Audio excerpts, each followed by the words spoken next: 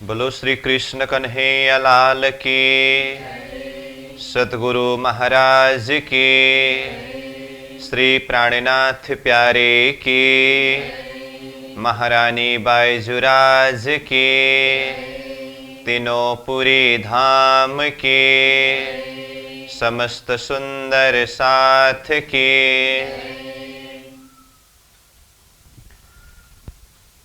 कई बिरह बिलास लिए मिने रात, अंग आनंद भयो जोलों प्रात। रास खेल के फिरे सब यह, साथ सकल मन अधिक स्नेह। साथ सकल मन अधिक स्नेह। पीछे जोग माया को भयो पतन, तब नींद रहे अक्षर शयन। ब्रजलीलासों बांधी सुरत, अखंड भय चढ़ आए चित। अखंड भय चढ़ आए चित। पीछे जोग माया को भयो पतन।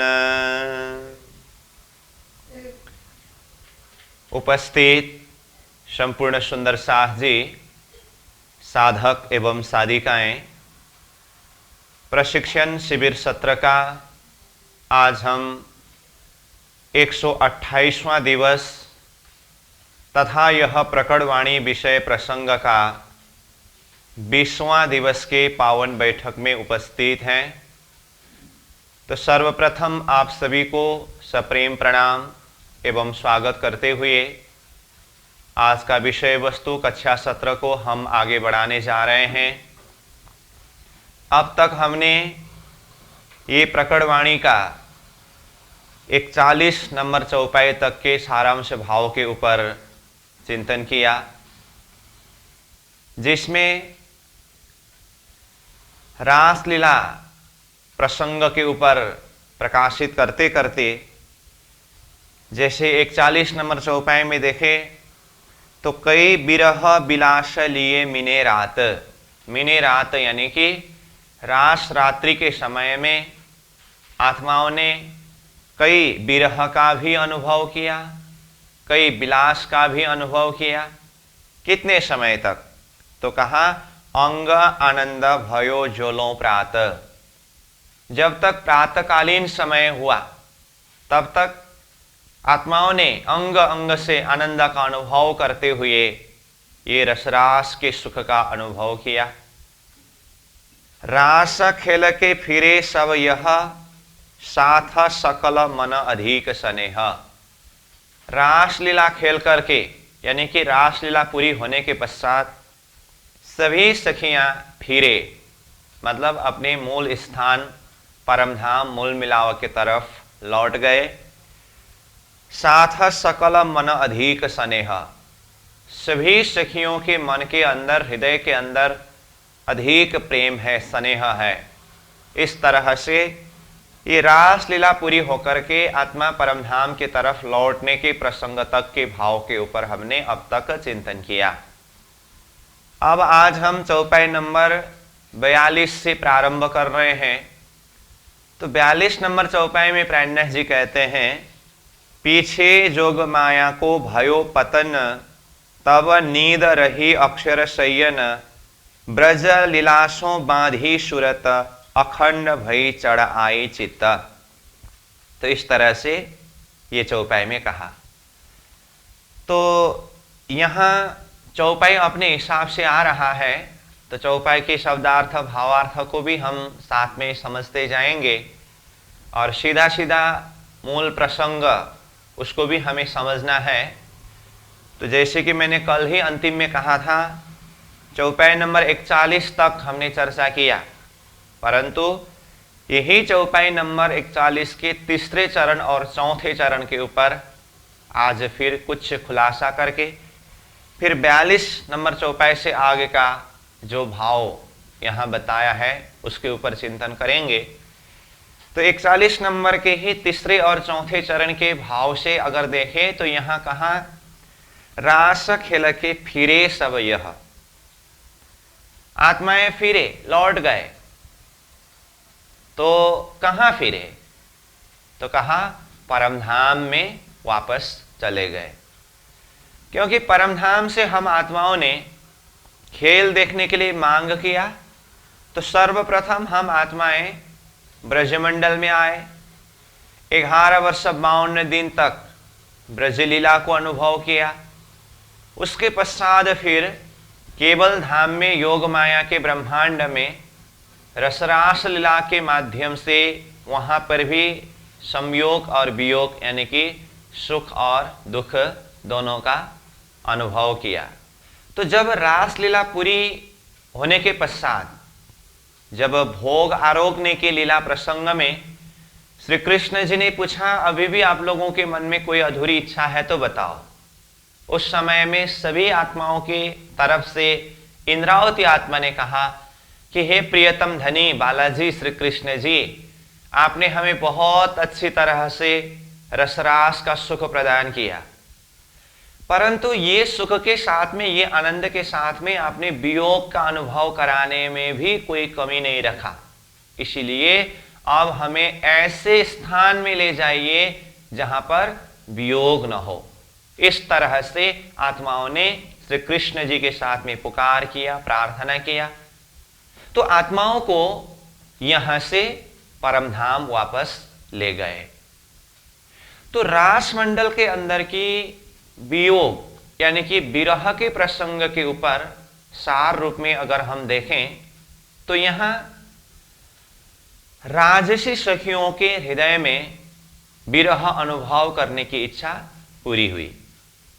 जैसे तामसी, राजसी और स्वातसी, 3 प्रकार के सखियों में से स्वातसी सखियों को तो ब्रजमंडल की 52 दिन की विरह ही असह्य हुआ था, तब ही इन स्वातसी सखियों के हृदय में विरह अनुभव करने की इच्छा पूरी हुई थी। तो जब ये रास के अंदर श्री कृष्ण जी अंतर्धान हुए, तो ये अंतर्धान के विरह के समय में राजसी सखियों के हृदय में भी विरह का अनुभव करने की इच्छा पूरी हुई। अब आगे प्रसंग आने वाला है, परंतु उसको मैं यहीं पर थोड़ा सा बता दूं। तामसी सखियों के हृदय में अभी भी मतलब रासलीला पूरी होने पर भी विरह अनुभव करने की इच्छा पूरी नहीं हुई है। क्यों? इनके हृदय के अंदर इतना अधिक प्रेम है, इसीलिए श्री कृष्ण जी के प्रति, बालाजी के प्रति इतना अधिक विश्वास है। श्री कृष्ण जी अंतर्धान होते समय विरह जरूर हुआ, लेकिन प्रेम और विश्वास इतने ही अधिक होने के कारण आशा और भरोसा भी उतना ही अधिक था। उसी आशा के कारण, उसी भरोसा के कारण, उसी विश्वास के कारण वो विरह को सहन करने का एक क्षमता, ताकत, बल इन तामसी सखियों के हृदय के अंदर रहा। इसीलिए पूर्ण रूप से विरह का अनुभव नहीं हुआ तामसी सखियों को। मैं ये प्रसंग यहां क्यों जोड़ रहा हूं? एक तो रासलीला के प्रसंग में राजसी सखियों ने विरह अनुभव करने की इच्छा पूरी की है, ये प्रसंगों को भी यहां खुलासा करना है। साथ में रास खेल के फिरे सब यह, तो इसके ऊपर हम चर्चा कर रहे हैं। रासलीला पूरी करने के पश्चात आत्माएं परमधाम में वापस फिरे। तो परमधाम में फिरे तो फिर परमधाम में परात्मा स्वरूप में मूल मिलाव में जागृत हुए, ये सवाल आता है, लेकिन नहीं हुए। तो फिर परमधाम फिरने के बाद, वापस जाने के बाद मूल मिलाव में परात्मा स्वरूप में जागृत क्यों नहीं हुए, ये सवाल आता है। इसलिए इसका कारण है ब्रज और रास लीला पूरी होने के पश्चात भी तामसी सखियों के हृदय में विरह अनुभव करने की इच्छा पूरी न होने के कारण आत्माओं को परमधाम मूल मिलावा तक तो पहुंचाया, परंतु अक्षरातीत धनी की अंतर हृदय की योजना में तामसी सखियों को भी पूरी तरह से विरह का अनुभव कराने के लिए अब तीसरे ब्रह्मांड जागने के ब्रह्मांड को खड़ा करके उस ब्रह्मांड में आत्माओं को भेज करके तारतम के माध्यम से संबंध का पूरी पहचान करा करके फिर तामसी सखियों को भी पूर्ण विरह का अनुभव कराने के पश्चात ही वापस परम धाम में लौटा करके परात्मा स्वरूप में जागृत कराना है। इसीलिए रासलीला पूरी होने के बाद आत्मा परम धाम में तो फिरे, लेकिन परात्मा स्वरूप में जागृत होने नहीं दिए। तो तंद्रा अवस्था में जागृत हुआ, यह शब्द प्रयोग किया जाता है। तंद्रा अवस्था मतलब होश में आने ही नहीं दिया। सुरता परात्मा तक पहुंचे, लेकिन परात्मा स्वरूप में होश में आने नहीं दिया। तो ये बात यहां पर हमें पकड़ना होता है। तो यहां रास खेल के फिरे सब यह मतलब सभी सखियां लौट गए परमधाम में। तो परमधाम में तो लौटे, लेकिन कैसे अवस्था में रहे? तंद्रा अवस्था में ही रहे। इसका कारण क्या है? रास के विरह में भी तामसी सखियों के हृदय में विरह अनुभव करने की इच्छा पूरी नहीं हुई है। तो ये बात को हमें यहां समझना होता है। और साथ सकल मन अधिक स्नेह, रास के ऐसे अधिक आनंद के कारण आत्माओं के हृदय के अंदर अधिक से अधिक प्रेम है। तो ये तो सीधा सीधा भाव है ही। तो इस तरह से ये 41 नंबर चौपाई के भाव को हम समझ सकते हैं। अब 42 नंबर चौपाई में कहा, पीछे जोग माया को भयो पतन। पीछे मतलब रास लीला पूरी होने के पश्चात जोग माया मतलब योग माया का ब्रह्मांड, जो केवल धाम में केवल ब्रह्म के स्वामिनी के मन अंतस्करण में रसरास के लिए एक नया ब्रह्मांड योग माया का ब्रह्मांड खड़ा किया गया था। तो जैसे ही रासलीला पूरी हुई और रासलीला पूरी होने के पश्चात आत्माएं अपने मूल वतन की तरफ लौट ही रहे थे, उसी समय में जोग माया का ब्रह्मांड को पतन किया, मतलब उसको समेट लिया। तो यहां पतन शब्द का अर्थ नष्ट अर्थ में नहीं है। पतन शब्द को सीधा अर्थ में देखें तो नष्ट होना, नाश होना अर्थ होता है, लेकिन ये बेहद भूमि है। अक्षर ब्रह्म के हृदय अंतस्करण की बात है ये, इसीलिए वहां पर नष्ट होने की बात नहीं होती है और नया उत्पन्न होने की बात भी नहीं होती है। तो ये योग माया का ब्रह्मांड स्वयं श्री कृष्ण जी ने योग माया की शक्ति के द्वारा रसरास के लिए ये विस्तार किया गया था। तो जिस मूल शक्ति ने ये ब्रह्मांड को विस्तार किया, तो ये ब्रह्मांड के अंदर के जितने भी पदार्थ है वो सब अपने मूल में लय हुआ। मतलब श्री कृष्ण जी ने जो योग माया की शक्ति के द्वारा विस्तार किया था उसको अपने में ही समेट लिया। स्थूल रूप से वो सूक्ष्म रूप में हो गया। इसको समझने के लिए मैं ब्रजमंडल की लीला प्रसंग के द्वारा एक उदाहरण जोड़ना चाहता हूं। जैसे श्री कृष्ण जी ग्वालवाल गौ बछड़ों को लेकर के वृंदावन में जाते थे, तो बीच में ब्रह्मा जी ने ग्वालवाल गौ बछड़ों को हरण किया।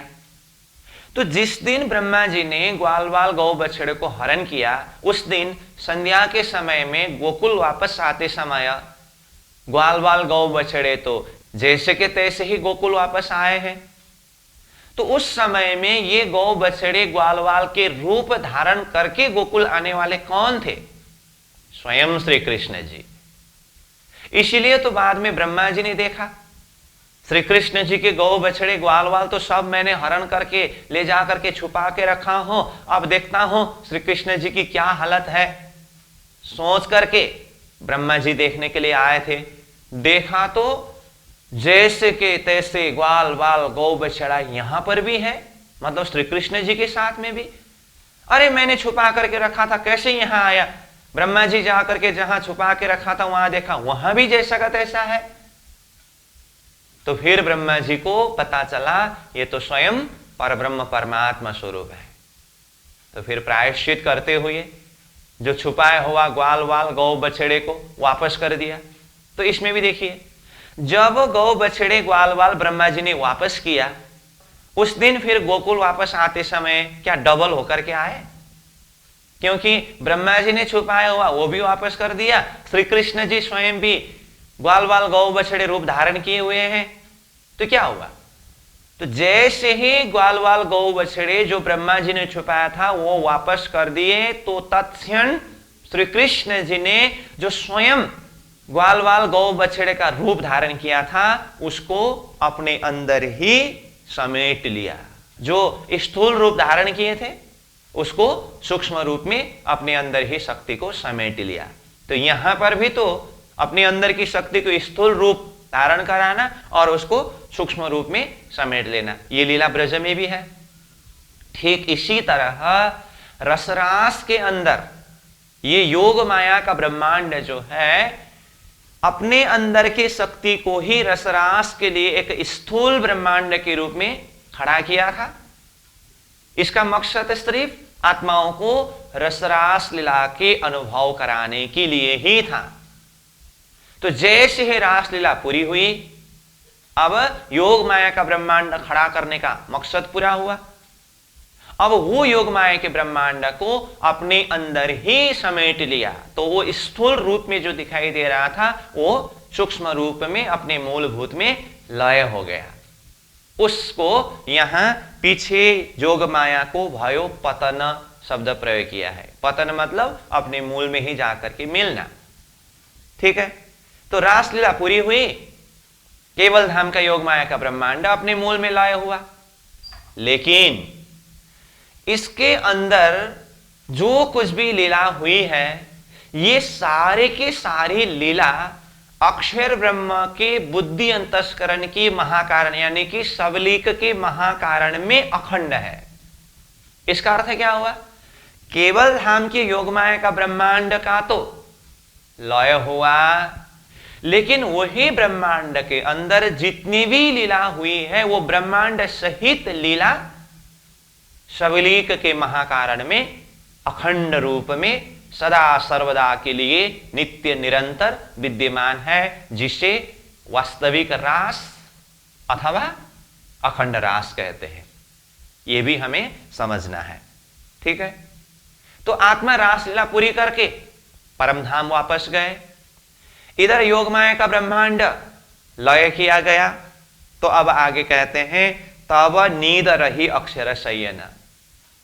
अक्षर और शयन दोनों को नींद रही, मतलब ये प्रसंग वहां से जोड़ना होता है। ये रासलीला अखंड होने के समय में अक्षर ब्रह्म जागृत हुए थे ना, तो जागृत होकर के अक्षर ने ये लीला को अखंड किया था।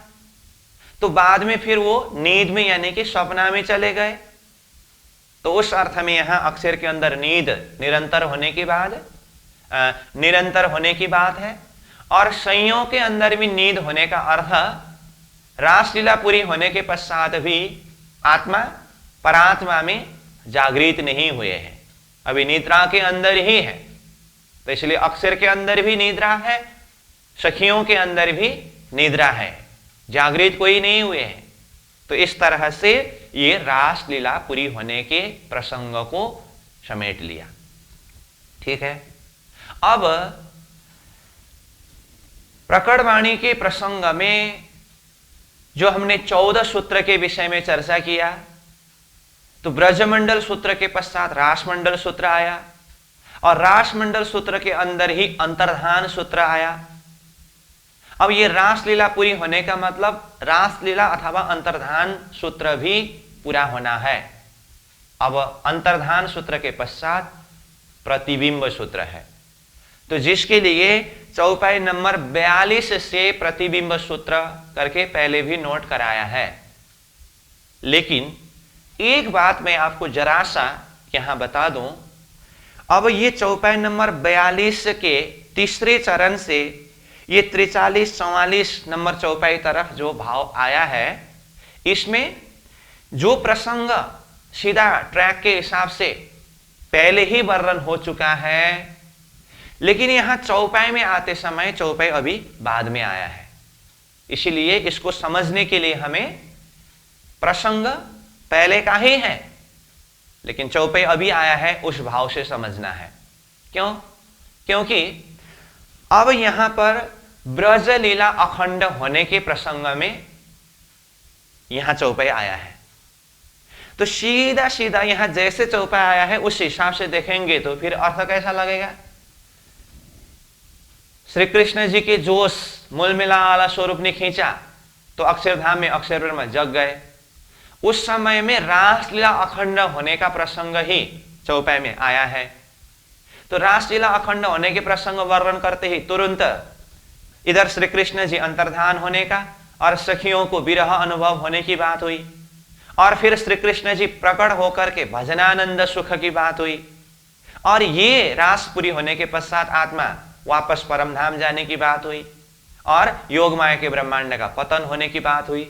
उसके पश्चात ब्रज लीला को अखंड करने का प्रसंग है।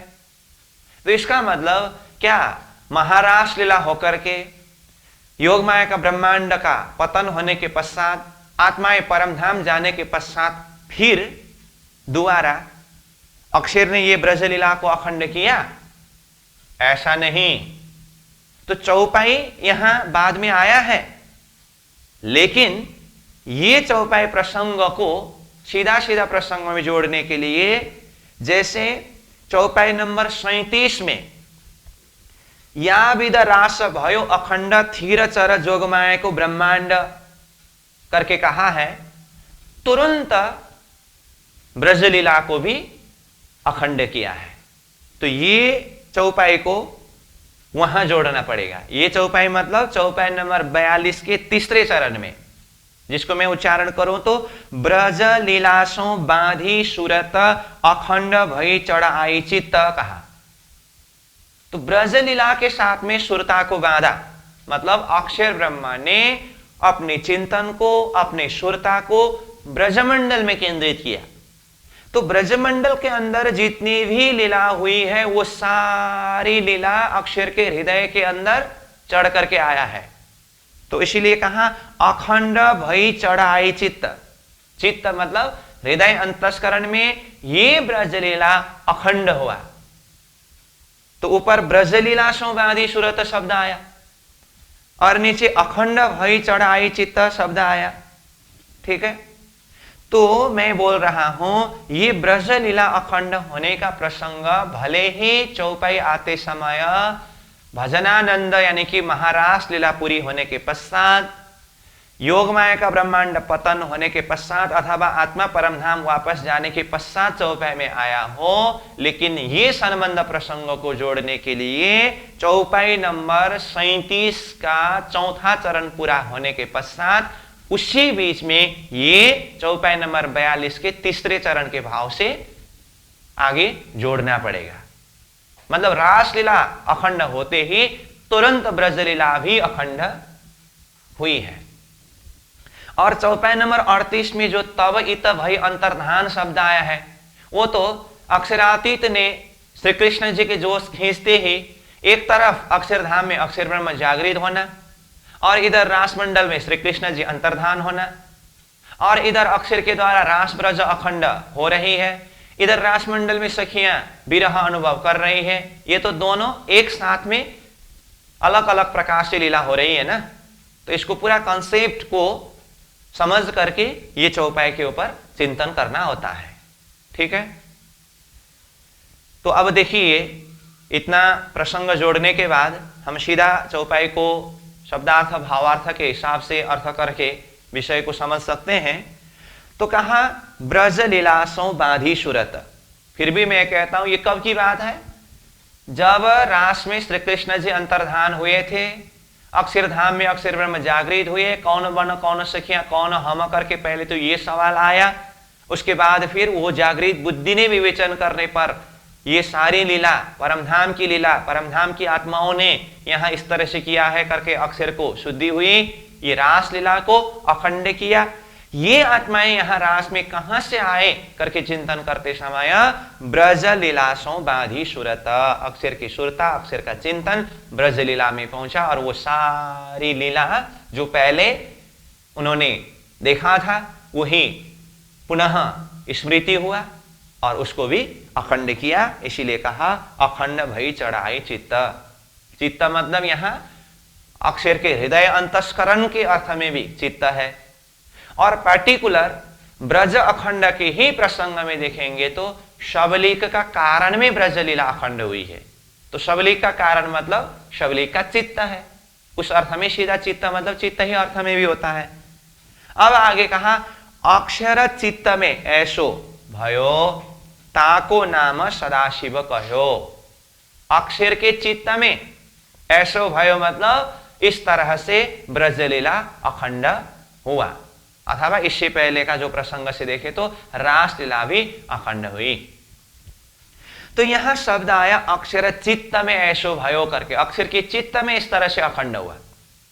तो यहां चित्त शब्द जो आया है ये हृदय अंतस्करण, रास और ब्रज दोनों अखंड के प्रसंग को लेकर के ये चित्त शब्दों को लेंगे तो हृदय अंतस्करण में अखंड हुआ। और यहां सीधा प्रसंग के हिसाब से सिर्फ ब्रज मंडल को ही लेंगे और चौपाई को देखेंगे तो ये चित्त का मतलब शबलिक का चित्त यानी कि कारण में ये ब्रजलीला अखंड है। परंतु इस शब्द को लेकर के कई ज्ञानी जन क्या अर्थ करते हैं, अक्षर के चित्त अंतस्करण में ये ब्रजरास लीला अखंड हुई है करके कहते हैं, और ब्रजरास लीला अखंड तो शबलिक में हुआ है। तो शबलिक को चित्त बताते हैं और केवल को बुद्धि बताते हैं, परंतु ऐसा सही हिसाब से अर्थ नहीं बैठता है। तो अक्षर ब्रह्म के चित्त अंतस्करण केवल ही है, बुद्धि अंतस्करण शबलिक ही है। इस विषय के ऊपर हमने पहले विराट विषय के ऊपर चर्चा करते समय विस्तृत रूप से इसका कारण सहित खुलासा किया है, उसको आप पुनः याद कर सकते हैं।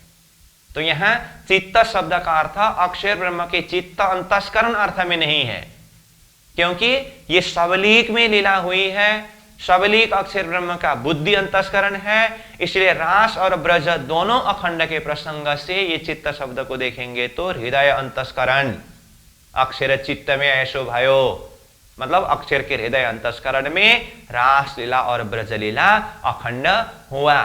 और फिर भी कहता हूं सिर्फ ऊपर के शब्द के हिसाब से ब्रज लीला को ही पकड़ करके बात करेंगे तो शबलिक का कारण चित्त में ऐसो भयो, इस अर्थ में देखेंगे तो फिर सीधा चित्त मतलब वो कारण शरीर चित्त अंतस्करण, कोई फर्क नहीं पड़ेगा। ठीक, आगे कहते हैं ताको नाम सदाशिव कहो। ताको मतलब उसको, उसको मतलब अक्षर के हृदय अंतस्करण में रास और ब्रजलीला अखंड हुआ है, उस अखंड ब्रजरास लीला को सदाशिव शब्द प्रयोग किया। सदाशिव कहो मतलब सदाशिव कहा। तो सदाशिव का अर्थ क्या है, कल्याणकारी। सदाशिव का सीधा शब्दार्थ कल्याणकारी। तो ये अखंड ब्रजरास ही जीव के लिए कल्याणकारी हुआ, क्योंकि ये अखंड ब्रजरास को चिंतन करके ही आत्मा अखंड परमात्मा स्वरूप के साथ में मिल सकते हैं।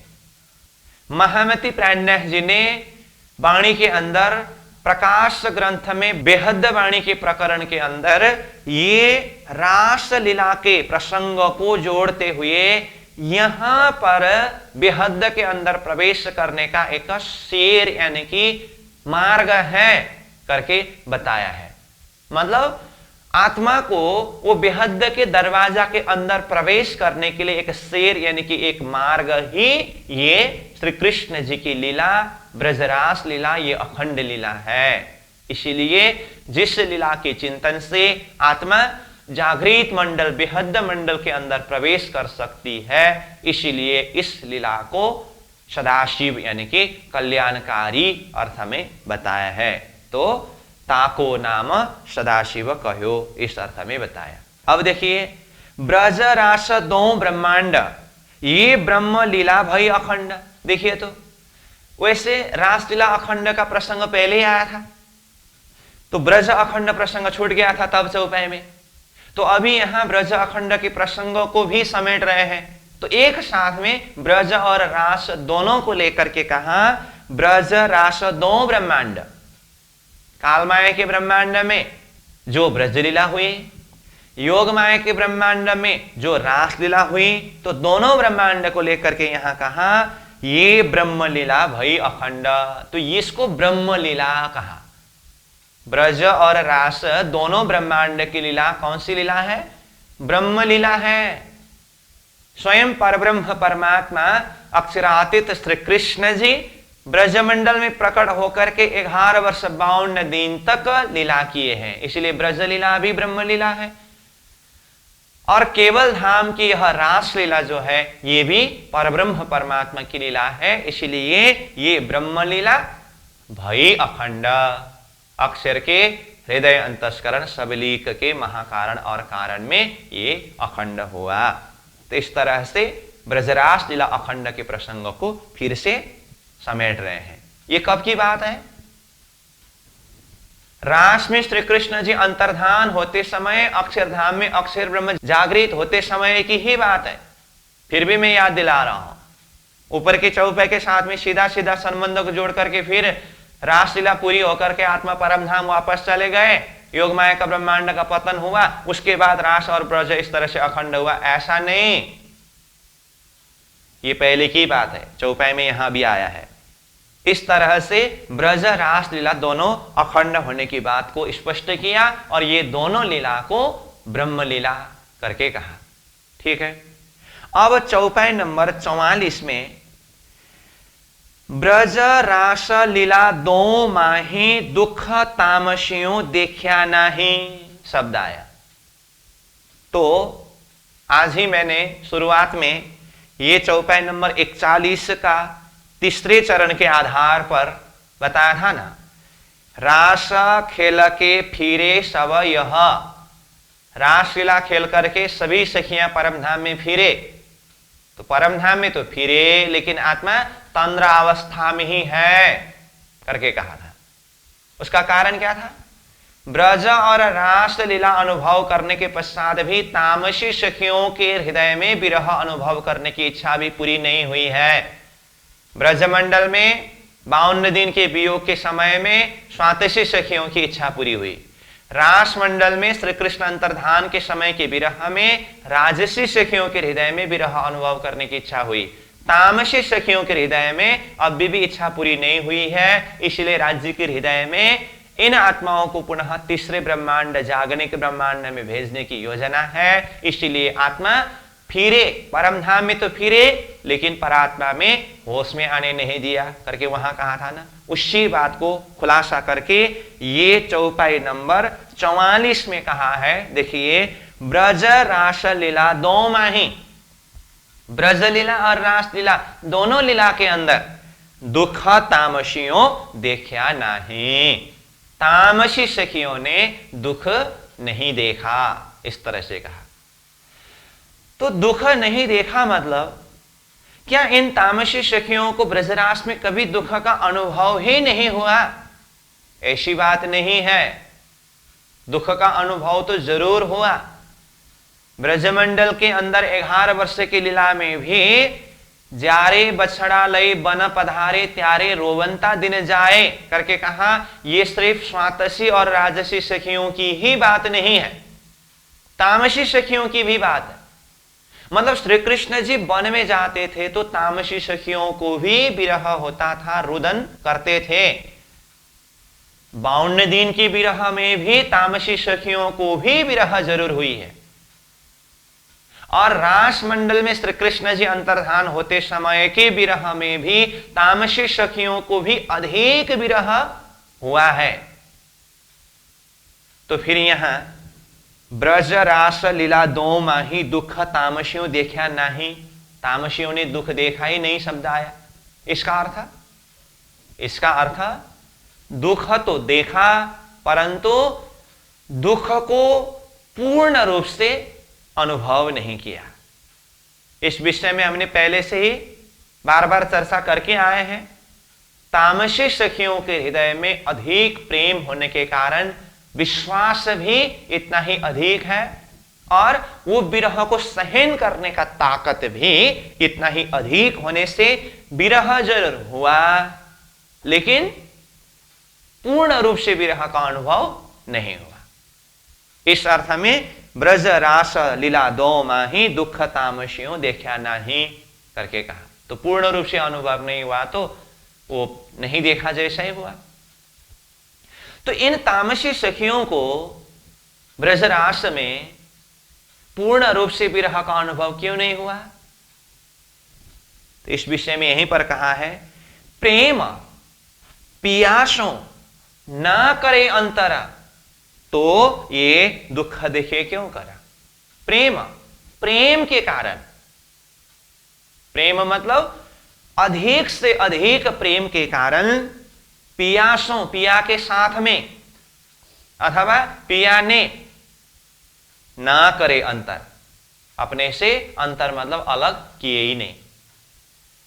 सखियों के प्रति पिया यानी कि श्री कृष्ण जी के हृदय में भी इतना अधिक प्रेम है और श्री कृष्ण जी के प्रति सखियों के हृदय में भी इतना अधिक प्रेम है। उसी प्रेम के कारण विश्वास और भरोसा भी इतना ही अधिक है। इसीलिए ना करे अंतर, अंतर किया ही नहीं मतलब अलग हुए ही नहीं, तो ये दुख देखे क्यों कर। जब पिया के साथ में, श्री कृष्ण जी के साथ में अलग हुए ही नहीं तो फिर दुख देखेंगे कैसे, दुख का अनुभव करेंगे कैसे। तो फिर सवाल आता है, अलग हुए ही नहीं तो ब्रजमंडल में 52 दिन वियोग हुई है, तो रासमंडल में भी श्री कृष्ण जी अंतर्धान होते समय अलग हुए हैं, तो फिर कैसे यहां ना करे अंतर, अंतर मतलब अलग ही नहीं हुए कैसे कह रहे हैं, यह सवाल उठ सकता है। हाँ, कुछ समय के लिए स्थूल रूप में यानी कि स्थूल शरीर के हिसाब से अलग हुए होंगे, लेकिन अंतर हृदय के प्रेम, अंतर हृदय की विश्वास अलग हो सका।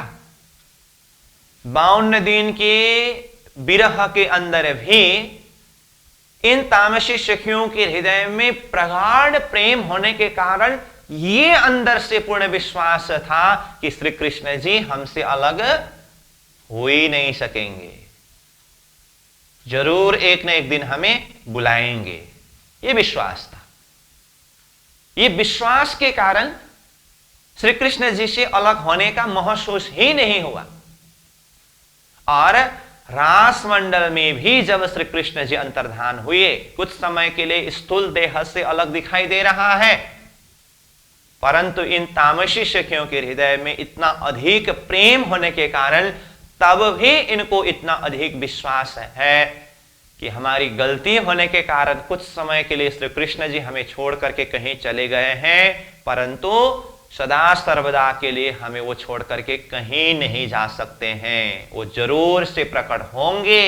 ये दृढ़ विश्वास आत्माओं के हृदय के अंदर था। यही विश्वास होने के कारण, यही अधिक प्रेम होने के कारण आत्माओं को यानी कि विशेष तामसी सखियों को वो पूर्ण रूप से विरह का अनुभव नहीं हुआ। इस अर्थ में प्रेम, प्रेम के कारण पियासों ना करे अंतर, पिया के साथ में इन आत्माओं ने अपने आप को कभी अंतर किया ही नहीं, मतलब अंतर समझा ही नहीं, तो ये दुख देखे क्यों कर। फिर ये दुख कैसे देखेंगे, कैसे अनुभव करेंगे, दुख का तो अनुभव ही नहीं करेंगे। इस अर्थ में ब्रजरास दोनों लीला के अंदर इन तामसी सखियों ने दुख का अथवा विरह का अनुभव नहीं किया। अब चौपाई नंबर 45 में देखिए, कछुक हमको रह्यो अंदेश सो राखे नहीं धनी लवलेश, ता कारण ये भयो सुपन्न हुए हुकुमे 14 भुवन। देखिए, एक तरफ प्रसंग कहां पहुंचा है, रास लीला पूरी होने के पश्चात योगमाया का ब्रह्मांड का पतन हुआ, हम आत्माएं परमधाम मूल मिलावा में पहुंचे, लेकिन परात्मा स्वरूप में पूर्ण रूप से जागृत नहीं हुए हैं। तो उसी के विषय में यहां पर खुलासा कर रहे हैं, ऐसा क्यों हुआ, क्योंकि तामसी सखियों ने दुख को नहीं देखा। क्यों नहीं देखा?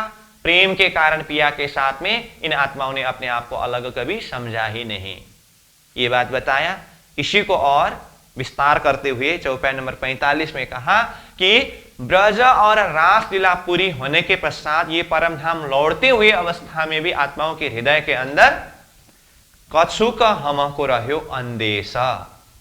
अंदेश मतलब संदेह, कुछ आशंका कि हमने पूर्ण रूप से विरह का अनुभव तो नहीं किया। अब इसका अर्थ देखिए, यहां इसमें भी मैं थोड़ा सा भाव बता देता हूं।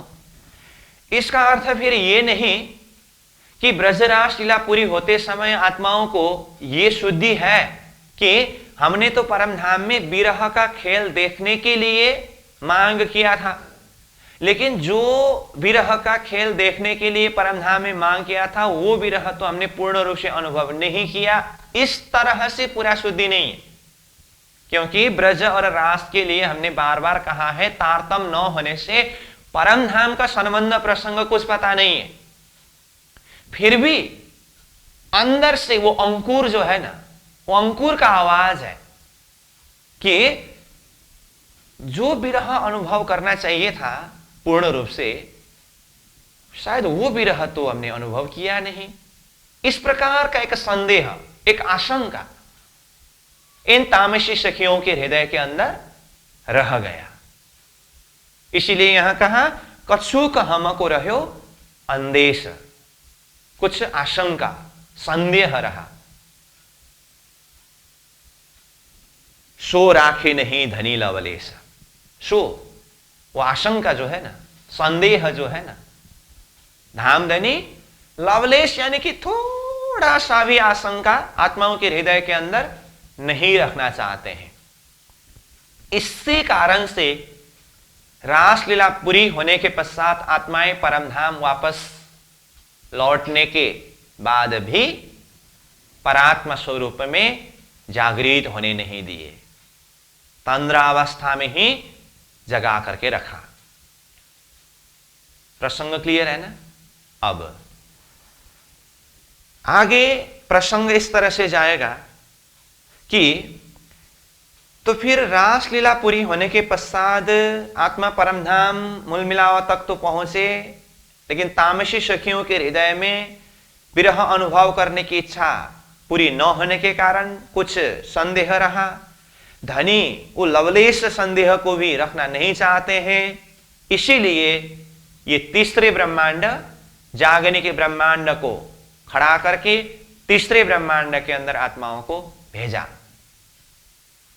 तो अब मैं प्रसंग जोड़ दूं, सीधा परमधाम की सुरता यानी कि परमधाम की आत्माओं के हिसाब से ही बात करें तो रासलीला पूरी होने के पश्चात परमधाम में तंद्रावस्था में जागृत हुए इन आत्माओं को पुनः तीसरे ब्रह्मांड जागने के ब्रह्मांड में भेजते समय यहां कब, किस समय में, किस स्थान में, किस रूप में आए? तो 28वें कलयुग के 4660 वर्ष का समय बीतने पर विक्रम संवत 1638 में मारवाड़ देश के उमरकोट गांव में मत्तु मेहता और कुंवरबाई के घर में एक बालक देवचंद्र जी का प्रकट हुआ। देवचंद्र जी के अंदर ही परमधाम के 12,000 आत्माओं में से एक आत्मा सुंदरबाई सखी की सुरता प्रवेश हुआ है अथवा सुंदरबाई सखी की आगमन है। सीधा सीधा परमधाम की सुरता की यात्रा को देखें तो समझ में आई बात? फिर से मैं बता रहा हूं, ब्रजलीला के पश्चात रासलीला, रासलीला पूरी होने के पश्चात योग माया को क्यों पतन, आत्मा परमधाम मूल मिलाव में फिरे। तामसी सखियों के हृदय में खेल देखने की इच्छा पूरी न होने के कारण तीसरे ब्रह्मांड जागने के ब्रह्मांड को खड़ा करके आत्माओं को पुनः जागने के ब्रह्मांड में भेजते समय विक्रम संवत 1638 में मारवाड़ देश के उमरकोट गांव में देवचंद्र जी के रूप में सुंदरबाई सखी को सर्वप्रथम भेजा और उसके बाद फिर साथ में अन्य आत्माओं को भी भेजा और ये तीसरे ब्रह्मांड जागने के ब्रह्मांड में खेल देख रहे हैं। सुरता की प्रसंग इस तरह से जाने वाला है। लेकिन वहां तक पहुंचने के लिए ये बीच में बहुत सारा प्रसंग बाकी रह जाता है। अब वो प्रसंग क्या है? अभी तो हमने केवल धाम की रास लीला को पूरी करके आत्माओं को परम धाम में वापस पहुंचाया, और वो आत्माओं के हृदय के अंदर पूर्ण रूप से विरह अनुभव न होने के कारण तीसरे ब्रह्मांड जागने के ब्रह्मांड में आने की बात की। लेकिन ब्रह्मांड की स्थिति हमारा सीधा ये चौपाई के कथानक प्रसंग के हिसाब से देखते समय कैसे अवस्था में है? जब बंशी बजी 52 दिन की संध्या में सखियां दौड़े, दौड़ते दौड़ते ब्रह्मांड स्तब्ध हुआ है, और उसी समय में अक्षरातीत की आवेश और परमधाम की ब्रह्मात्मा की सुरता और कुमारी का सखियों के अंदर की अक्षरधाम की सुरता और राधा रानी के अंदर की जो श्यामा जी शक्ति, ये सब शक्ति बेहद भूमि में केवल धाम में पहुंच करके योग माया का ब्रह्मांड में योग माया का देह धारण करके केवल धाम की योग माया की रास पूरी होकर के सुरता परम धाम वापस गए। तो परम धाम में सुरता पहुंचने पर भी अथवा केवल धाम की योग माया का ब्रह्मांड पतन होने पर भी ये नारायणी सृष्टि की स्थिति को देखिए तो कैसे स्थिति में है? स्तब्ध अवस्था में है ना, स्तब्ध है। तो अब हमें पहले ये स्तब्ध ब्रह्मांड को चलायमान करना होगा। और ये लीला कब की बात है? 28वें द्वापर की बात है। और परमधाम से सुरता खेल में तीसरे ब्रह्मांड में आते समय तो 28वें कलियुग का भी 4660 वर्ष की बात हो रही है। तो 28वें द्वापर की ये कृष्ण लीला किस तरह से पूरी हुई, उसके बाद 28वें कलियुग प्रारंभ हुआ। तो यहां कितने तैयारी होने के पश्चात रास लीला पूरी करके परमधाम में पहुंचे हुए सुरताओं को तीसरे ब्रह्मांड जागने के ब्रह्मांड में अवतरण कराया, तब जाकर के प्रसंगों को जोड़ा जाता है ना। समझ में आए ना थीम? इसीलिए अब हम प्रसंगों को आगे कैसे बढ़ाएंगे? रास लीला के लिए ये नारायणी सृष्टि को स्तब्ध किया गया था। अब केवल धाम की रासलीला पूरी होने के पश्चात योग माया को क्यों पतन भी हुआ, सुरताओं को परम धाम में पहुंचाया भी सही, और तामसी सखियों के हृदय में खेल देखने की इच्छा पूरी नहीं हुई है, इसीलिए अब तीसरे ब्रह्मांड जागने के ब्रह्मांड में भेजने की तैयारी भी है। बस इतनी ही अवस्था में कुछ समय आत्माओं को यानी कि सुरताओं को परम धाम में ही रखें, और साथ में कुमारी का सखियों के अंदर की जो सुरता, अक्षरधाम से आए हुए जो सुरता थे ना, ये सुरता को भी अक्षर में अपने मूल स्वरूप में ही ले जा करके केंद्रित करके रखेंगे। ठीक है, अब ये इसी स्थिति में रहेगा। अब हम ये नारायणी सृष्टि जो स्तब्ध हुआ था, ये ब्रह्मांड आगे क्या हुआ, इस प्रसंग के ऊपर चर्चा करेंगे। और विषय वस्तु आगे बढ़ते बढ़ते बढ़ते जब समय आएगा तब फिर प्रसंग को इस तरह से जोड़ा जाएगा कि इस तरह से ब्रह्मांड की स्थिति अथवा समय यहां आने के पश्चात वो रास लीला पूरी करके परम धाम में तंद्रा अवस्था में जागृत आत्माएं थे ना, जिनमें तामसी सखियों के हृदय के अंदर खेल देखने की इच्छा पूरी नहीं हुई थी, इसीलिए धनी उनको तीसरे ब्रह्मांड जागने के ब्रह्मांड में भेजने की तैयारी कर रहे थे। तो वो सुरता यहां इस तरह से आए करके फिर बाद में हम ये कनेक्शन को जोड़ देंगे। ठीक है, अभी मैंने इतना एक थीम बता के रखा हूं, इसको फिर बाद में जोड़ दिया जाएगा। परंतु अब भी के लिए स्थिति क्या है? रास लीला पूरी होने के पश्चात योग माया को पतन किया, सुरता परमधाम में है, अक्षर की सुरता अक्षरधाम में है, अभी ऐसे ही तंद्रावस्था में ही रखिए। अक्षरातीत के आवेश से भी परमधाम पहुंच चुके हैं, अब श्याम जी की शक्ति भी परमधाम पहुंच चुके हैं। और रास और ब्रजलीला को अक्षर ब्रह्म ने अपने हृदय अंतस्करण में यानी कि शबली का महाकरण और कारण में अखंड कर चुके हैं। और अक्षर की स्थिति कैसी है अभी? जैसे पहले थे, मतलब वो स्वप्ना को निरंतर देख रहे हैं। ठीक है। और इसी बीच में रासलीला और ब्रजलीला अखंड हुई सबलीग में, उसका प्रतिबिंब अव्याकृत में पड़ा था महाकारण मंडल में। तो अव्याकृत के स्थूल में जो वेद ऋचाओं ने ये प्रतिबिंब रास को देखा, तो हमें भी ऐसे आनंदमय लीला के अंदर प्रवेश कराइए करके इन वेद ऋचाओं ने स्तुति किया था। तो इनको भी वचन दिया है कि समय आने पर ऐसे आनंदमय लीला के अंदर प्रवेश कराया जाएगा। ये भी याद दिला दिया मैंने। और ब्रह्मांड कैसी स्थिति में है? स्तब्ध है। अब ये स्तब्ध ब्रह्मांड आगे क्या हुआ? अब हम इस तरफ विषय वस्तु को आगे बढ़ाएंगे। तो जैसे चौपाई में देखा, कछु का हमको रहो अंदेश, सो राखे नहीं धनी लवलेश, यहां तक देखा। ता कारण ये भयो सुपन हुए हुकुमे 14 भवन। ता कारण, इसीलिए मतलब इन सुरताओं को पूर्ण रूप से विरह अनुभव करने की इच्छा पूरी न होने के कारण पुनः आत्माओं को यानी कि इन सुरताओं को ये खेल के अंदर उतारने की जरूरत पड़ी। तो सुरताओं को खेल में उतारने के लिए तो पुनः ये जो नारायणी सृष्टि 14 लोक ब्रह्मांड को चलायमान करना पड़ा।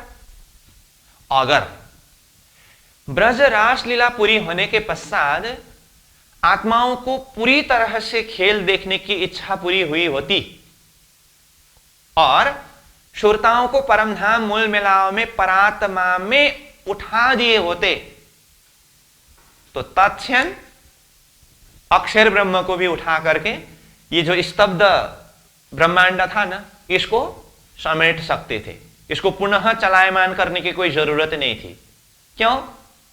ये सृष्टि, ये ब्रह्मांड की उत्पत्ति करने का कारण क्या है? ब्रह्मात्माओं को खेल दिखाने के लिए। तो जब ब्रह्मात्माएं परमधाम में परात्मा स्वरूप में उठ जाए, तो फिर ये ब्रह्मांड को आगे चलाने की क्या जरूरत? कुछ जरूरत नहीं रहता। इसलिए जैसे परमधाम में सुरता जागृत, अक्षरधाम में अक्षर ब्रह्म जागृत। अक्षर ब्रह्म जागृत मतलब जैसे मैं अगर सोया हुआ शरीर में जागृत होकर के उठूं, तो मेरा सपना जो स्थिति में है वही स्थिति में वो लय हो जाता है। ऐसे स्तब्ध ब्रह्मांड को वो स्तब्ध के अवस्था में ही उठा सकते थे, लेकिन वो स्तब्ध ब्रह्मांड को यानी कि अक्षर के स्वप्निक ब्रह्मांड को आगे निरंतर पुनः चलायमान करना पड़ा, संचालन करना पड़ा। अक्षर के सपना को निरंतर आगे बढ़ाना पड़ा। कारण क्या है? इसी स्वप्निक जगत के अंदर तीसरे ब्रह्मांड जागने की ब्रह्मांड का खड़ा करके परमधाम की सुरताओं को पुनः खेल में उतारना है। इसीलिए यहां कहा ता कारण ये भयो सुपर्ण। इसीलिए ता कारण सुरताओं के हृदय में थोड़ा कुछ संदेह रहने के कारण, और धनी वो लवलेश संदेह भी नहीं रखना चाहते हैं। ता कारण इसीलिए ये भयो सुपर्ण, ये अक्षर ब्रह्म की सपना का ब्रह्मांड फिर निरंतर आगे बढ़ा। हुए हुक्मे 14 भवन, अक्षरातीत के ही हुक्म के द्वारा ये 14 लोक ब्रह्मांड को आगे संचालन किया गया। इसका अर्थ जो ब्रह्मांड स्तब्ध था उसको पुनः चलायमान किया। अब उसके लिए कहा काल माया को ये जो इंड उपज्यो और जाने सोई ब्रह्मांड। देखिए, अब ये ऐसी कड़ी है, इसके अंदर ऐसी सूत्र है, ऐसी आंकड़ी है। चौपाई में इतना ही आया, काल माया को ये जो इंड उपज्यो और जाने सोई ब्रह्मांड। मतलब इसको सीधा शब्दार्थ के हिसाब से देखें तो काल माया का ये जो इंड यानी कि ब्रह्मांड है, तो काल माया का ब्रह्मांड मतलब कौन सा? पहले ही ब्रज मंडल यानी कि ब्रज लीला को काल माया करके कहा, तो वही ब्रज लीला जो 11 वर्ष 52 दिन तक जो लीला हुई थी और जो ब्रह्मांड था, काल माया को ये जो इंड, अब वो स्तब्ध होने के पश्चात यानी कि रासलीला पूरी होने के पश्चात ये ब्रह्मांड उपजो और 14 लोग तो 14 लोग ही हैं, वैसा ही है, लेकिन कहा दूसरा ही ब्रह्मांड उत्पन्न हुआ, खड़ा हुआ। जाने सोई ब्रह्मांड, लेकिन जानने वाला समझने वाला ने वही ब्रह्मांड जैसा ही समझा। और थोड़ा सा आगे बताऊं, ये तीसरा इंड नया भया जो अब अक्षर की सुरताकाश, अब ये तीसरा ब्रह्मांड खड़ा हुआ, नया ब्रह्मांड खड़ा हुआ और ये अक्षर की सुरता इसके अंदर विस्तार हुआ है। इस तरह से ये चौपाई नंबर 46 में बहुत ही आंकड़ी, बहुत ही रहस्यमय बात बताया है। अब 47 नंबर चौपाई को भी मैं थोड़ा सा उच्चारण कर देता हूं, उसके बाद फिर इसके अंदर की जो रहस्य है, कड़ी है, उसके ऊपर हम चर्चा करेंगे। तो कहा याही सूरत की सब सखियां भई, याही मतलब यही अक्षर ब्रह्म की सुरता की सब सखियां भई प्रतिबिंब वेद ऋचा जो कही करके सखियों को प्रतिबिंब शब्द प्रयोग किया और वेद ऋचा शब्द प्रयोग किया। देखिए तो हमने इससे पहले वेद ऋचा शब्द कहां प्रयोग किया था? सबलीक का महाकारण कारण में ब्रजरास लीला अखंड होने के पश्चात उसका प्रतिबिंब अव्याकृत के महाकारण मंडल में पड़ा, तो उस लीला को दर्शन करने वाले अव्याकृत के स्थूल में वेद ऋचा शक्ति करके वर्णन किया था और उन वेद ऋचाओं का नाम यहां पर उच्चारण हुआ अभी चौपाई में, प्रतिबिंब वेद ऋचा जो कही करके कहा। और आगे जाको कहो उद्धो ज्ञान जोगारंभ सो क्यों माने प्रेम लीला प्रतिबिंब करके प्रसंग को छलांग मार दिया। ये प्रसंग रासलीला पूरी होने के पश्चात श्री कृष्ण जी 7 दिन गोकुल में रहते हैं, उसके बाद मथुरा चले जाते हैं और मथुरा जाते समय मैं 4 दिन में आऊंगा करके वचन दे करके गए थे, लेकिन आए नहीं।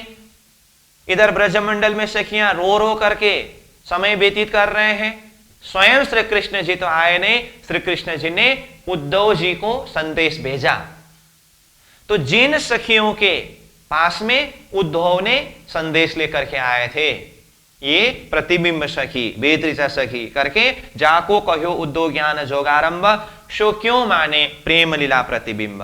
ये क्यों मानेंगे, ये तो प्रेम का प्रतिबिंब सुरता रूप है करके इस तरह से बताया। तो ये चौपाई मैंने वैसे 46 नंबर चौपाई और 47 नंबर चौपाई उच्चारण किया और सारांश इसका शब्दार्थ भावार्थ के हिसाब से अर्थ बताया। फिर भी बता रहा हूं, इसके अंदर बहुत बड़ी कड़ी है। समझ में आई बात? उसको हमें पहले समझना होगा।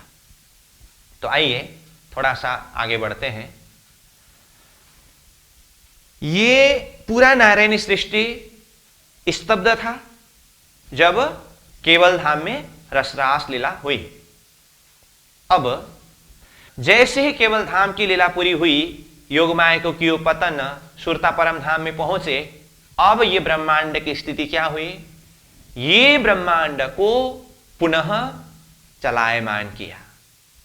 पहले स्तब्ध किया था, अब बोल रहा हूं ब्रह्मांड को चलायमान किया। मानो कि घड़ी में बैटरी डाल दिया हो। ब्रह्मांड स्तब्ध के प्रसंग में पहले मैंने उदाहरण में ये उदाहरण भी दिया हो, मानो घड़ी से बैटरी निकाल दिया हो करके कहा था। तो इसीलिए अभी चलायमान करने के लिए फिर उसी उदाहरण को यहां जोड़ रहा हूं, घड़ी में बैटरी डाल दिया हो। तो घड़ी से बैटरी निकालते समय क्या होता है? घड़ी में जो 3 कांटे होते हैं, तीनों कांटे अपनी अपनी जगह में रुक जाता है।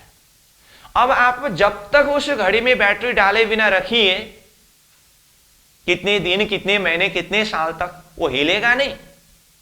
और जब आप उसमें बैटरी डाल देंगे, जहां पर जाकर के रुक गया है वहीं से पुनः चलना शुरू होता है।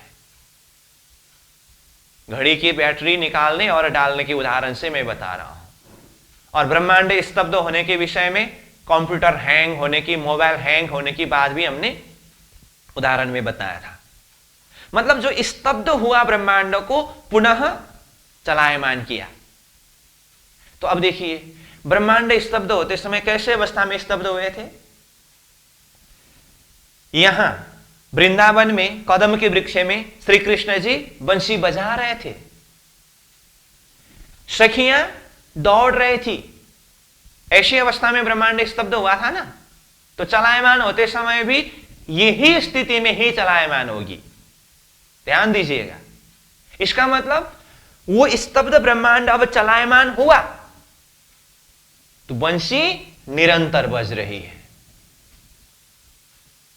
बंसी निरंतर बज रही है और सखियां निरंतर दौड़ रही है। लेकिन सखियों को दौड़ाने से पहले और एक बात बता देता हूं मैं। स्तब्ध होने से पहले दौड़ने वाले सखियों के अंदर तो परमधाम की सुरता थी और अक्षर की सुरता, जो कुमारिका सखियों की सुरता थी, वो तो केवल धाम में लीला पूरी करने के पश्चात अपने अपने मूल स्थान में वापस चले गए।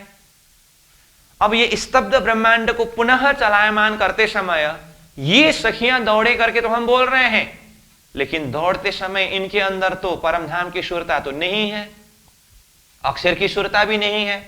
ये तो केवल नाम की रासलीला पूरी करके भी अपने अपने मूल स्थान में पहुंच चुके हैं।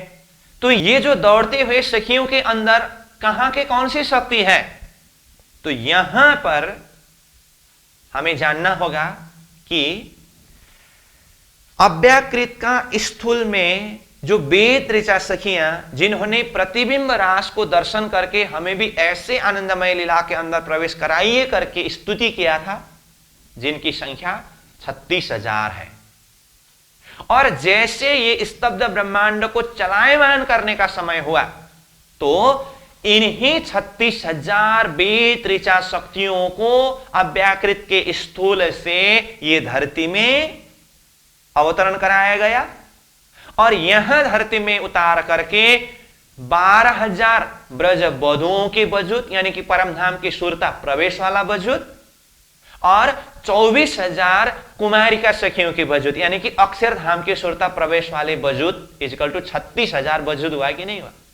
ये 36,000 वजूद के अंदर अव्याकृत के स्थूल के 36,000 वेद ऋचा सुरताओं को प्रवेश कराया गया। समझ में आई बात? अब स्तब्ध ब्रह्मांड चलायमान हुआ, बंसी निरंतर बज रही है, सखियां निरंतर दौड़ रही है। अब यहां पर वही पहले जो मैंने बताया था, पहले और बाद में करके बोलने का जगह ही नहीं है यहां।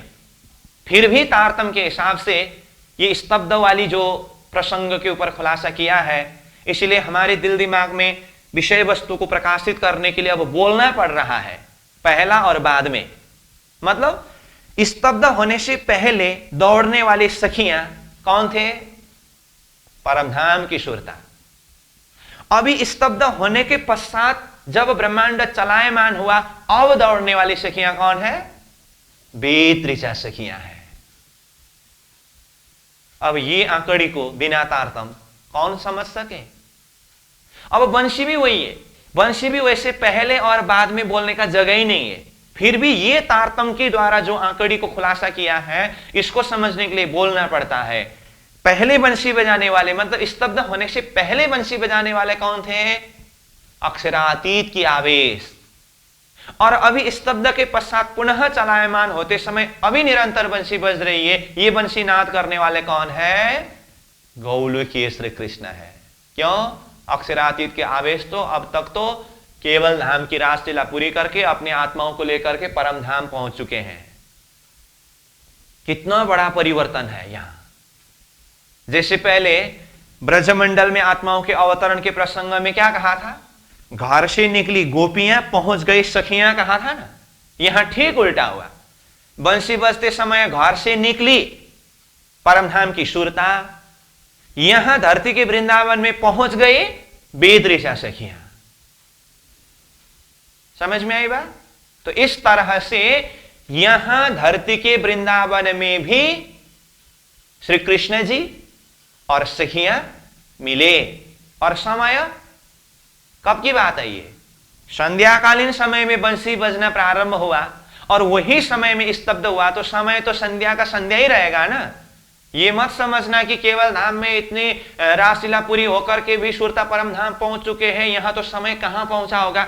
उदाहरण पहले ही दिया है, आपने घड़ी से बैटरी जिस समय में निकाला है, पुनः बैटरी डालते समय वही समय से ही प्रारंभ होती है।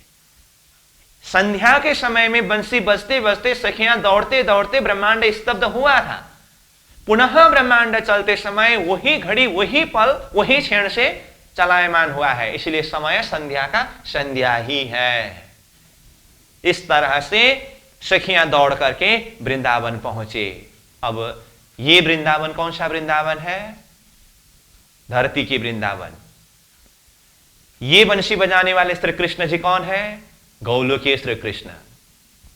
पहुंचने वाली सखियां कौन है? वेद ऋचा सखियां। अब गौलोकीय श्री कृष्ण जी के साथ में वेद ऋचा सखियों के द्वारा भी लीला हुई। यहां धरती के वृंदावन में 52 दिन की रात्रि की ही बात है ये भी, और इस रात्रि का भी कोई पारवार नहीं है। ऐसा मत समझना कि यहां प्रकृति के सदा की जो 12 घंटे की रात्रि की जैसे ही रात्रि हुई, ये ब्रह्म रात्रि कहा है इसको, और कितने समय व्यतीत हुआ इसका कोई हिसाब नहीं। ब्रह्म रात्रि के अंदर वो परमात्मा के बस में समय चल रहा है। जो भी हो, यहां धरती के वृंदावन में भी रासलीला हुई है। इसको व्यवहारिकी रास कहा, प्रतिबिंब रास कहा। क्यों?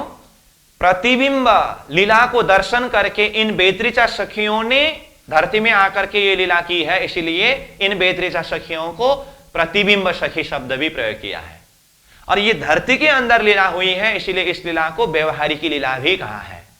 और इस प्रसंग में हमने पहले विराट के साथ में श्री कृष्ण जी की त्रिधा लीला प्रसंगों को जोड़ करके ये रास के त्रिविध रहस्य के ऊपर चर्चा किया था। नाश्यम ज्ञानम ब्रह्म सृष्टिम बिना कश्यपि जायते, अक्षर ब्रह्म हृदय वास्तविक विद्धि शंकरे, नित्यम वृंदावने याच सा स्मृता प्रतिभासिकी, ब्रजभूम्याम च या लीला सा प्रोक्ता व्यवहारिकी। क्या कहा? ये रास के त्रिविध रहस्य को ब्रह्म सृष्टिम बिना कश्यपि जायते, ब्रह्म सृष्टियों के अलावा बाकी कोई भी जान नहीं सकते हैं। कहा? अक्षर ब्रह्म हृदय वास्तविक विद्धि शंकरे, अक्षर ब्रह्म की हृदय यानी कि सबलीक में जो अखंड है वो वास्तविक लीला है। नित्यम वृंदावने याच सास्मृता प्रतिभासी, नित्य वृंदावन अव्याकृत के महाकारण मंडल की लीला प्रतिभासी की लीला है। और ब्रजभूम्याम च या लीला, ये ब्रजभूमि में या धरती के मृत्युलोक के वृंदावन में जो लीला हुई है सा प्रोक्ता व्यवहारिकी, उसको व्यवहारिकी रास कहते हैं करके स्पष्ट रूप में बताया। तो यहां धरती के वृंदावन में भी रासलीला हुई है, केवल धाम में भी रासलीला हुई है, वो वास्तविक है, ये व्यवहारिकी है, अथवा इसी को प्रतिबिंब रास भी कहते हैं। अब तारतम वाणी में भी रासलीला वर्णन है और श्रीमद् भागवत में भी रासलीला वर्णन है। दोनों में क्या फर्क है? तारतम वाणी की रासलीला केवल धाम में ब्रह्मात्माओं ने अक्षरातीत के साथ में की हुई लीला जो सबलीक में अखंड है वो लीला वर्णन है, और भागवत में जो रासलीला वर्णन है गौलोकीय श्री कृष्ण जी के साथ में वेद ऋचा सखियों ने ये धरती के वृंदावन में की हुई लीला भागवत में वर्णित है। समझ में आई बात? तो यहां धरती के व्यवहारिक की लीला भी ये राष्ट्रात्रि के समय में पूरी होने के पश्चात 53वां दिन सुबह सखियां सब अपने अपने घर वापस आए। श्री कृष्ण जी भी वापस आए। अब देखिए तो 52 दिन के संध्या से 53 दिन सुबह तक ये रात्रि में रासलीला हुई। वापस आते समय कौन गए थे, कौन वापस आ रहे हैं, आज तारतम्य खुलासा कर रहे हैं। अक्षरातीत के आवेश गए थे, श्री कृष्ण जी के अंदर अक्षरातीत के आवेश था ना। 53वां दिन सुबह आते समय गोलोकीय श्री कृष्ण जी की शक्ति ही है। अब मैंने श्री कृष्ण जी की त्रिधा लीला प्रसंग में 4 पॉइंट में लीला क्रम के पश्चात शक्ति जाने का क्रम बताया था। तो शक्ति जाने के क्रम में अक्षरातीत की शक्ति चले गए, और उदाहरण में सूर्य का प्रकाश की बात बताया था, वो सूर्य का प्रकाश चले गए, और ट्यूबलाइट का प्रकाश और मोमबत्ती का प्रकाश ही है 53वां दिन सुबह के श्री कृष्ण में। मतलब गोलोकीय श्री कृष्ण और विष्णु की शक्ति ही है। और सखियों के अंदर ब्रज बौद्ध तो वही है, बाहर से देखने से कुछ फर्क नहीं पड़ेगा, लेकिन अंदर की शक्ति देखे तो परमधाम की सुरता गए थे, वापस आते समय बेत ऋचा सखियां आई है। अक्षर की सुरता गए थे कुमारी का सखी रूप में, वापस आते समय बेत ऋचा सखियां आए हैं। इसीलिए यहां पर बताया काल माया को ये जो इंड उपजो और जाने सोई ब्रह्मांड, दूसरा ही ब्रह्मांड खड़ा हुआ 11 वर्ष 52 दिन और 53 दिन के ये बीच के ब्रह्मांड में। परंतु जाने सोई ब्रह्मांड, जाने सोई ब्रह्मांड मतलब श्री कृष्ण वही है, सखियां भी वही है, सबको ऐसा लगा, लेकिन अंदर की तत्व तो काफी परिवर्तन हुआ है। ठीक है, ये तीसरा इंड नया भया जो अब तीसरा ब्रह्मांड, और तीसरा ब्रह्मांड मतलब यही ब्रह्मांड अब आगे बढ़ करके इसी में जागरण की लीला होनी है, इसलिए इसको तीसरा ब्रह्मांड कहा। अक्षर की सुरता की सब, ये सब अब जो सखी रूप में आई है ये अक्षर की सुरता है, और स्वयं गोलोकीय श्री कृष्ण जी जो है ये भी अक्षर का ही सुरता है। श्री कृष्ण जी के प्राकट्य के प्रसंग में ही कहा है ना, 2 भुजा स्वरूप जो श्याम, अक्षर आत्म जो धनी धाम करके 2 भुजा श्याम स्वरूप के लिए अक्षर के आत्म अथवा अक्षर की सुरता शब्द प्रयोग किया है। तो सखी के रूप में देखे तो भी अक्षर की सुरता है, श्री कृष्ण जी रूप में देखे वो भी अक्षर की सुरता है, और ये सारा स्वप्निक ब्रह्मांड अक्षर के ही सुरता रूप से विस्तार हुआ है। उस अर्थ में अक्षर की सूरत की सब, इस तरह से बताया। ठीक, तो प्रसंग रास लीला पूरी करके 11 वर्ष 53वां दिन में सब घर वापस आए। चौपाई नंबर 46 तक के भाव को हमने चिंतन किया। तो अभी का समय पूरा हुआ, इसलिए मैं प्रसंग को यहीं पर रखता हूं। कल फिर 47 नंबर चौपाई से आगे के भाव के ऊपर चर्चा किया जाएगा। काल माया को ये जो इंड उपज्यो और जाने सोई ब्रह्मांड, ये तीसरा इंड नया भया जो अब